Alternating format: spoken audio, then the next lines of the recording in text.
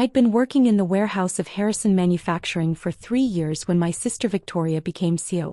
She got the promotion at 29, while I was 32 and still loading trucks in the distribution center.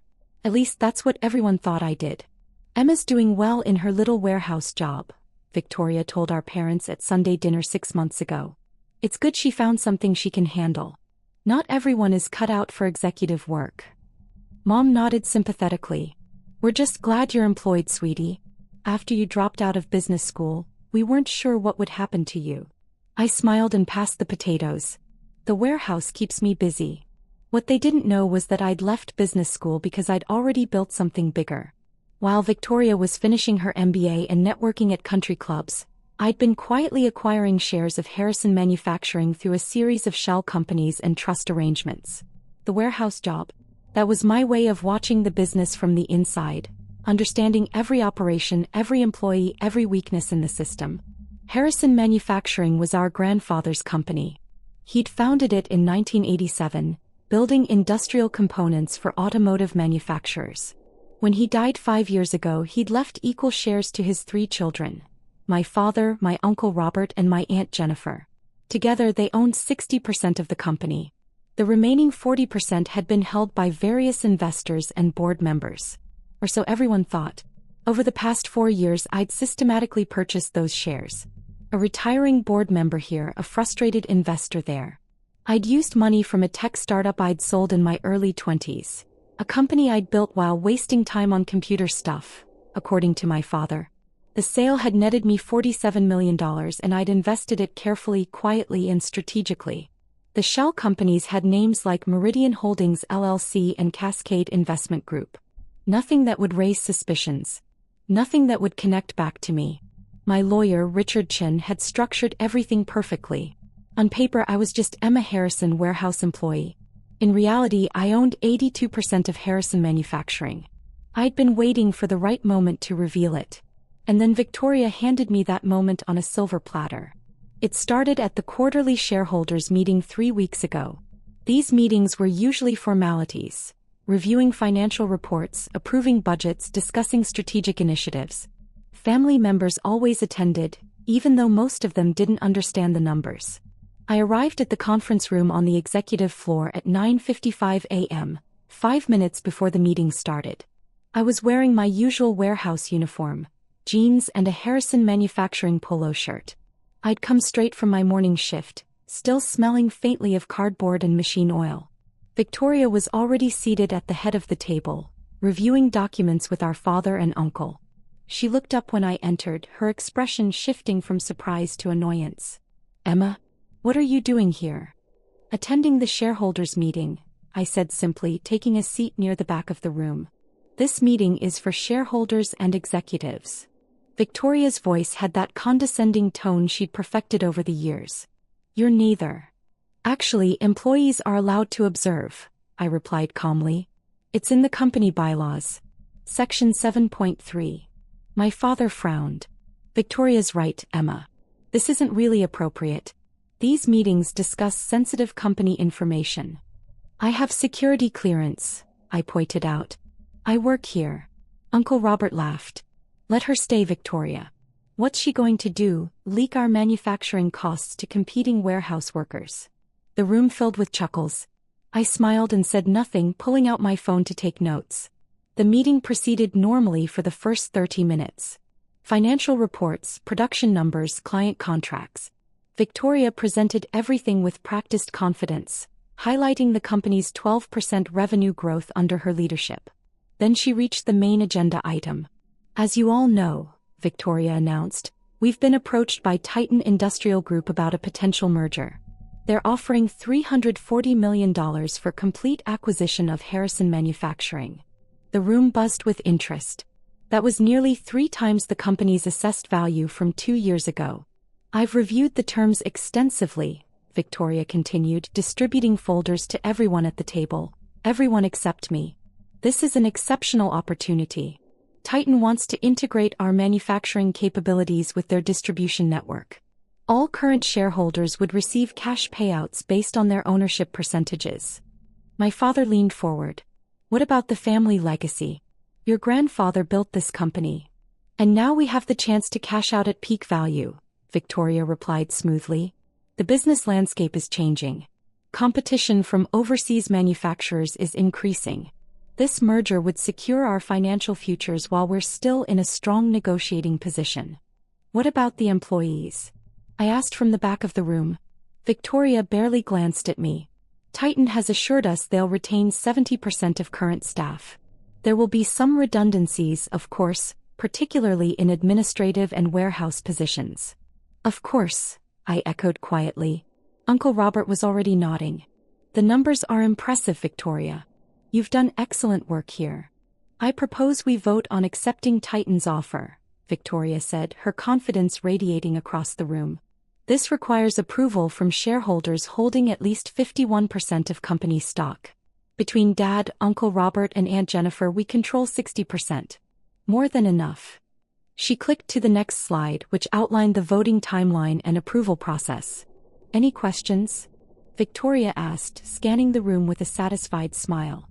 I raised my hand. Victoria sighed.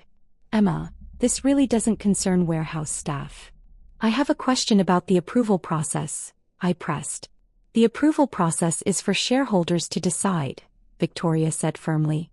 You can return to your shift now. We'll handle the business decisions. I'd like to stay, I replied calmly. You have no authority here, Victoria declared, her voice sharpening. You're just a basic employee. These decisions are made by people who actually have stake in the company's future. My father nodded in agreement. Victoria's right, sweetheart. Why don't you head back to work? We'll fill you in on anything that affects your department. I stood up slowly, gathering my phone. Understood. I'll wait for the official documentation then. Good girl, Uncle Robert said dismissively. As I walked toward the door, Victoria called out, Oh, and Emma? Let's keep discussion of this merger confidential. We don't need warehouse gossip spreading rumors before the deal is finalized. Of course, I said and left the room. Behind me, I could hear their excited conversations resuming, already calculating their projected payouts. I returned to the warehouse and spent the afternoon loading shipments, thinking carefully about timing. Victoria was moving fast on this merger. Too fast.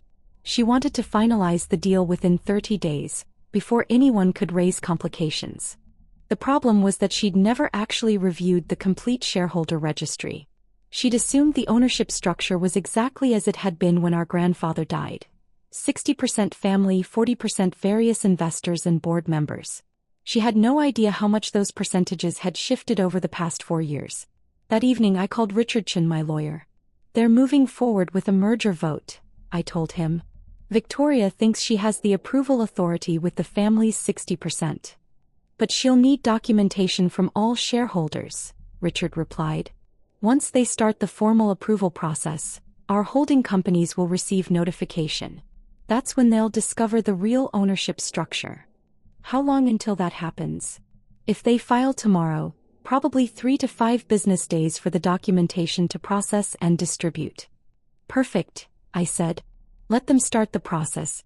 I want this completely official before the reveal. Are you sure? Richard asked. This is going to cause significant family disruption.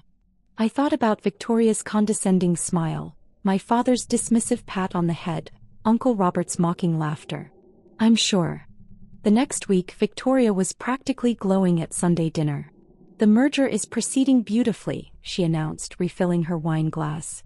Our lawyers are processing all the documentation now. We should have final approval within 2 weeks. How much will we each receive? Aunt Jennifer asked eagerly. Victoria pulled out her phone, displaying a spreadsheet. Based on current ownership percentages, Dad, you'll receive approximately $68 million. Uncle Robert, $68 million. And Jennifer the same. I'll receive my executive bonus package worth about $4.2 million, plus stock options. Mom gasped. $68 million? It's a solid deal, Dad said proudly. Victoria negotiated excellently. I was setting the table, arranging silverware carefully. Congratulations, I offered quietly. Victoria finally acknowledged my presence. Don't worry, Emma. Titan is retaining warehouse workers. Your job should be safe at least for a while. That's a relief, I replied evenly. Though you might want to update your resume, Uncle Robert added, chuckling. These corporate acquisitions always mean eventual restructuring. Best to be prepared. Good advice, I agreed, placing the last fork. Mom patted my hand sympathetically. We'll help you if anything happens, sweetie. That's what family is for. I appreciate that, I said and meant it. They genuinely believed they were being supportive. The call came on Wednesday afternoon while I was operating a forklift in the warehouse. My phone buzzed with Richard's number. I parked the forklift and stepped into the break room for privacy. The documentation just hit, Richard said.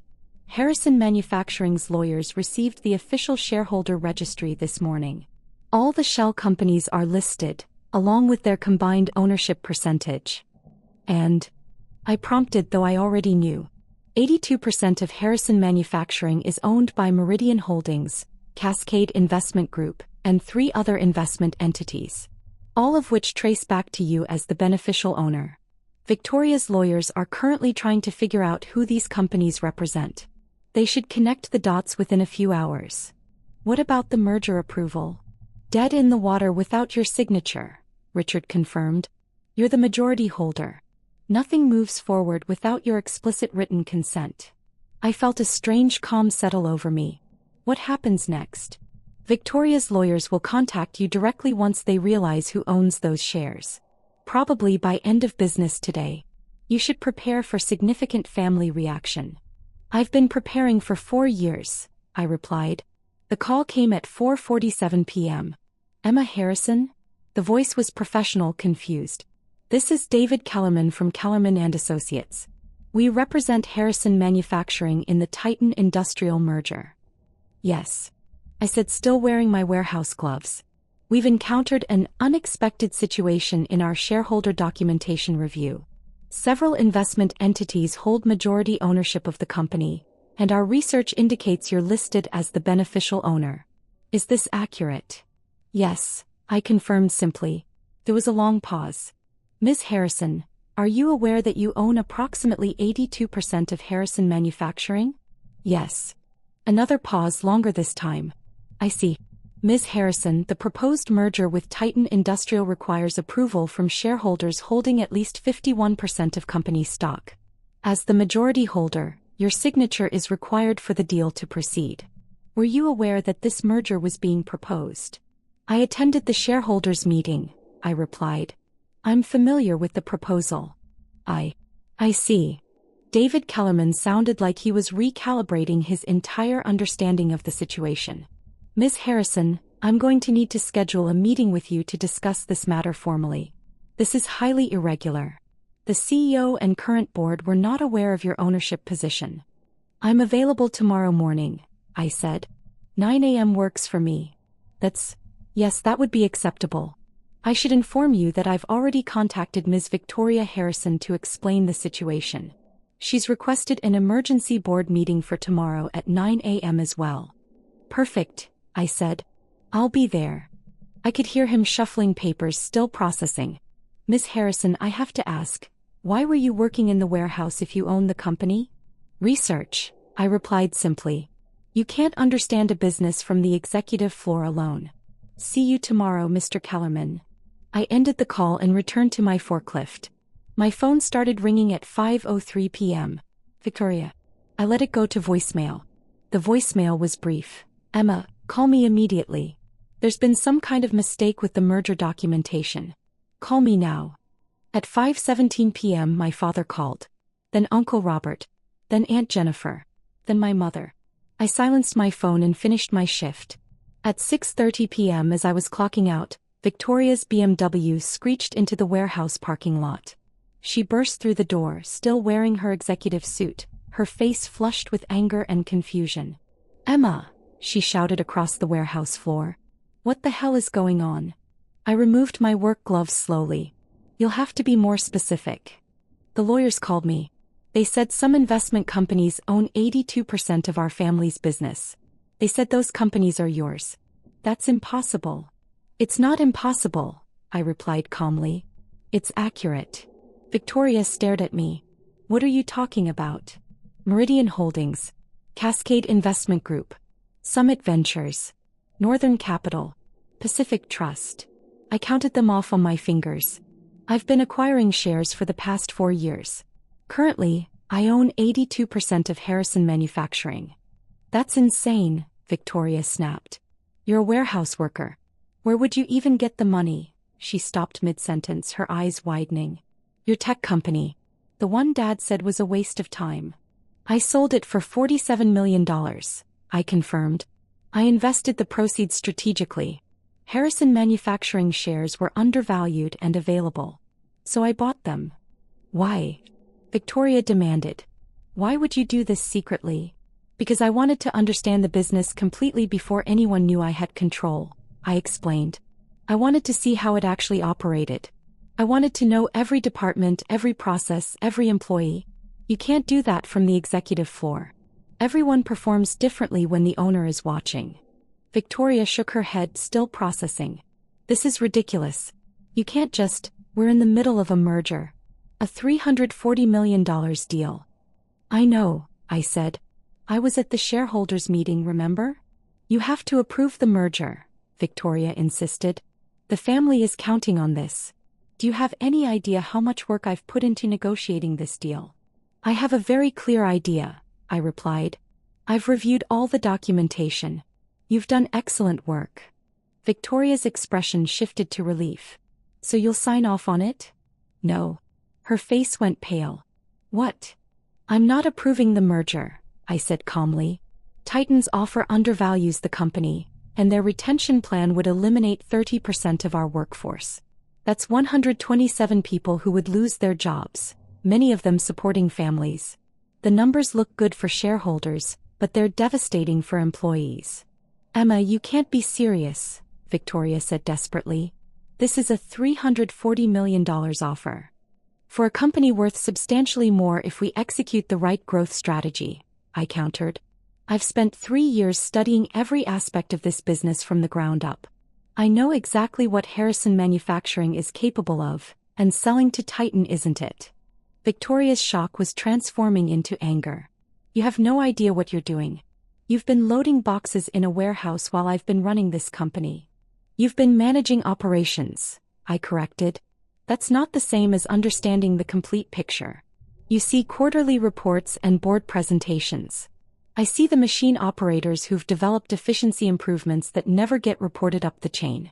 I see the warehouse workers who've identified supply chain optimizations that could save $3 million annually. I see the entire ecosystem that makes this company work. This is insane, Victoria repeated. You can't just block a merger because you have some fantasy about worker empowerment. I'm not blocking it because of fantasy, I replied evenly. I'm blocking it because I own 82% of the company and I don't approve of the deal. That's how ownership works. Victoria pulled out her phone. Dad needs to know about this. I'm sure he'll find out tomorrow, I said. The emergency board meeting is at 9 a.m. I'll see you there. I picked up my backpack and walked past her toward my car. Behind me, I could hear her frantically calling our father, her voice rising with panic and disbelief. I arrived at the executive conference room at 8:50 a.m. the next morning. This time I wasn't wearing warehouse clothes. I'd chosen a tailored navy suit, professional but not ostentatious. My hair was pulled back neatly and I carried a leather briefcase containing 4 years of documentation. The conference room was already full. Victoria sat at the head of the table, flanked by our father and Uncle Robert. Aunt Jennifer sat across from them. David Kellerman, the lawyer, was reviewing documents with 2 associates. 3 board members I recognized were present, along with Harrison Manufacturing's CFO and COO. Everyone stopped talking when I entered. Good morning, I said pleasantly, taking a seat. Victoria's expression was a mixture of anger and anxiety. Let's get started. David Kellerman cleared his throat. Thank you all for coming on short notice. We're here to discuss the Titan Industrial merger proposal and the recent discovery regarding majority ownership of Harrison Manufacturing. He gestured to me. Ms. Emma Harrison currently owns approximately 82% of company stock through various investment entities. Any major corporate decision, including the proposed merger, requires her approval. My father was staring at me like I was a stranger. Emma, is this true? Yes, I confirmed. How? Uncle Robert demanded. Where did you get that kind of money? I sold a tech company 4 years ago, I explained. I invested the proceeds in acquiring Harrison Manufacturing shares from various sellers over time. What tech company? Aunt Jennifer asked, confused. CloudBridge Solutions, I replied. I built it during my early 20s. We developed inventory management software for mid-sized manufacturers. I sold it to a larger tech firm for $47 million. The room was silent. You never told us, Mom said quietly. You never asked, I replied. You assumed I dropped out of business school because I failed. Actually, I dropped out because I was already running a successful company and didn't need the degree. Victoria found her voice. This is irrelevant to the current situation. Emma, you need to approve the Titan merger. This is a family decision. It's my decision, I corrected. I'm the majority shareholder. You can't just block this deal because you're upset about being excluded from meetings, Victoria snapped. I'm not blocking it out of spite, I said calmly. I'm blocking it because it's a bad deal for the company long term, and it's destructive for our employees. David Kellerman intervened. Ms. Harrison, perhaps you'd like to explain your reasoning to the board? I opened my briefcase and distributed folders to everyone present. These are my analyses of Harrison Manufacturing's actual value and growth potential. I've spent 3 years working in every department: warehouse, production floor, quality control, shipping. I've documented efficiency improvements, identified cost-saving opportunities, and mapped out a 5-year growth strategy. The board members began flipping through the documents, their expressions shifting from skepticism to interest. Titan is offering $340 million, I continued. That's based on our current revenue of $127 million annually and a standard industry multiplier. However, with strategic improvements I've identified, we can increase revenue to $210 million within 3 years. That would value the company at over $650 million. The CFO looked up sharply. These efficiency projections, are these realistic? They're conservative, I replied. I've personally identified $3.2 million in annual savings through supply chain optimization alone. The machine operators have developed modifications that could increase production capacity by 18% without additional equipment costs. Quality control has a backlog of process improvements that were never implemented because management was too focused on quarter-to-quarter thinking. Why weren't these reported? The CEO asked, looking at Victoria. Victoria's face was flushed. Warehouse workers and machine operators submit dozens of suggestions every month. We can't implement every random idea. These aren't random ideas, I countered. These are practical improvements from people who actually do the work every day.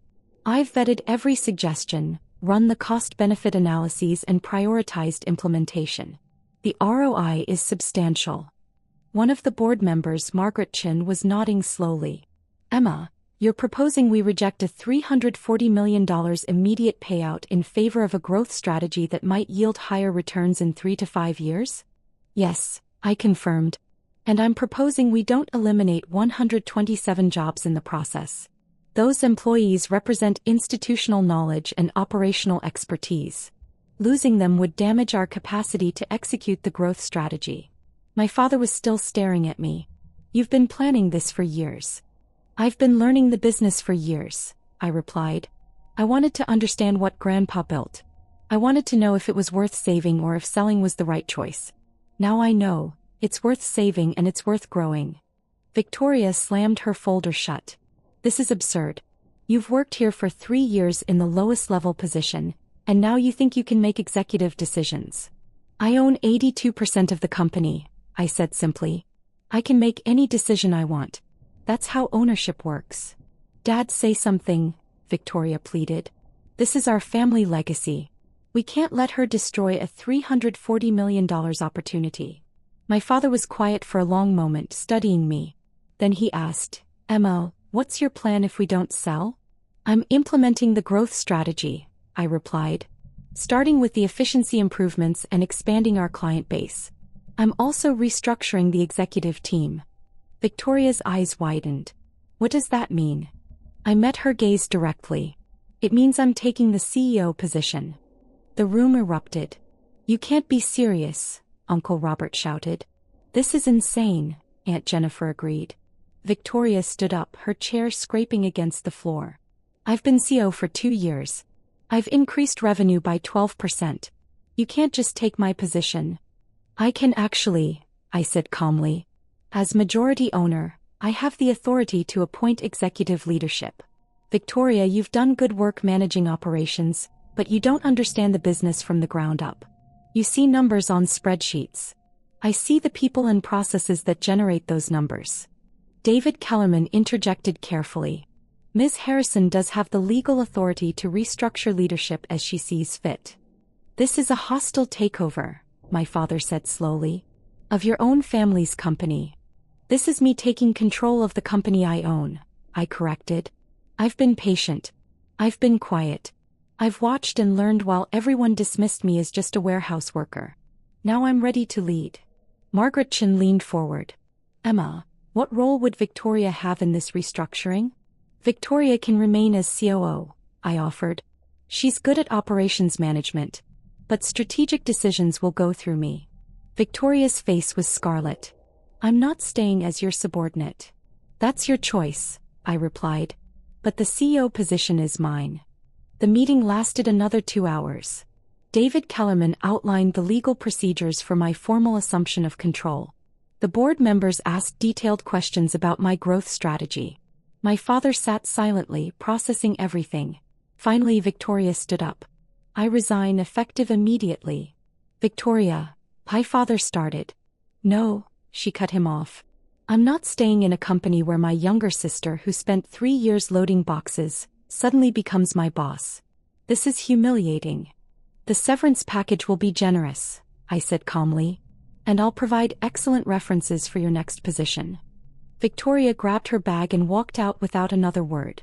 Uncle Robert and Aunt Jennifer followed her, both muttering about family betrayal and legal challenges. My parents stayed. Why didn't you tell us? Mom asked quietly. About the tech company, about the money, about buying the shares? Would you have believed me? I replied. When I left business school, you assumed I failed. When I took the warehouse job, you assumed it was the best I could do. Nobody asked if there was more to the story.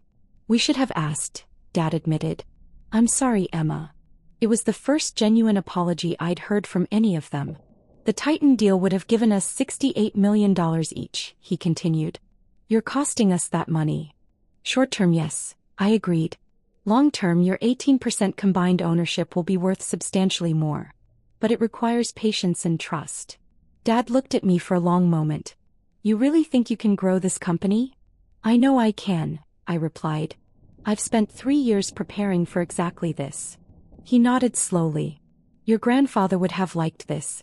He always said the best business leaders work every position before they lead. That's why I did it his way, I said. Over the next 6 months, I implemented the changes systematically. I promoted 3 machine operators to the newly created Efficiency Innovation Team. Their process improvements increased production capacity by 22%, exceeding my projections. I reorganized the warehouse operations based on insights I'd gathered while working there. Shipping times decreased by 31%, and customer satisfaction scores jumped significantly. I hired a new VP of operations, someone who understood both executive strategy and floor-level realities. The CFO, who'd initially been skeptical, became one of my strongest allies after we implemented the supply chain optimizations. First-year savings reached $4.1 million. I reached out to 3 new major clients that Victoria had deemed too small to pursue. Their contracts added $18 million in annual revenue. Victoria took a CEO position at a competitor. She announced it on LinkedIn with a barely veiled comment about companies that value proven leadership over nepotism. Uncle Robert and Aunt Jennifer threatened legal action for 2 months, then quietly accepted their ongoing dividend payments. My parents attended board meetings and watched everything unfold. Dad admitted 3 months in that he was impressed. Mom started telling her friends her daughter was a CEO, finally proud instead of sympathetic. The best moment came 8 months after I took control. I was walking through the warehouse, still my favorite part of the company, when Marcus, one of the forklift operators, flagged me down. Ms. Harrison? Got a minute? Always, I replied.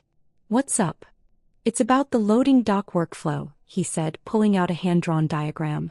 I've been thinking about how we could reduce the turnaround time for outbound shipments. I studied his diagram carefully. It was brilliant. A simple reorganization that would save approximately 15 minutes per truck. Marcus, this is excellent, I said. Can you write up a formal proposal? I want to present it at the next operations meeting. He looked surprised. Really? Ms. Victoria always said we should stick to our assignments and leave the planning to management. Well, I'm not Ms. Victoria, I replied. The best ideas come from people who actually do the work. Always have. Marcus grinned. You know, some of us wondered why you worked down here for so long. Now it makes sense. You were actually listening. Always, I confirmed. That evening I sat in my office, Grandpa's old office, and reviewed the quarterly projections. We were ahead of schedule. Revenue was up 34% from the previous year. Employee retention had increased. Client satisfaction was at an all-time high. My phone buzzed with a text from Dad. Board meeting next week. Margaret Chen says your numbers are impressive. Maybe you knew what you were doing after all. I smiled and typed back, maybe I did. Out my window I could see the warehouse floor below, the production lines humming, the shipping trucks loading. Every part of this operation I knew intimately. Every process, every person, every possibility. Victoria had seen a $340 million exit strategy. I had seen a $650 million empire waiting to be built. And I'd been right. The family business was in good hands. My hands. The hands that had loaded boxes, operated forklifts, studied every detail and waited patiently for the perfect moment to reveal exactly who had been in control all along.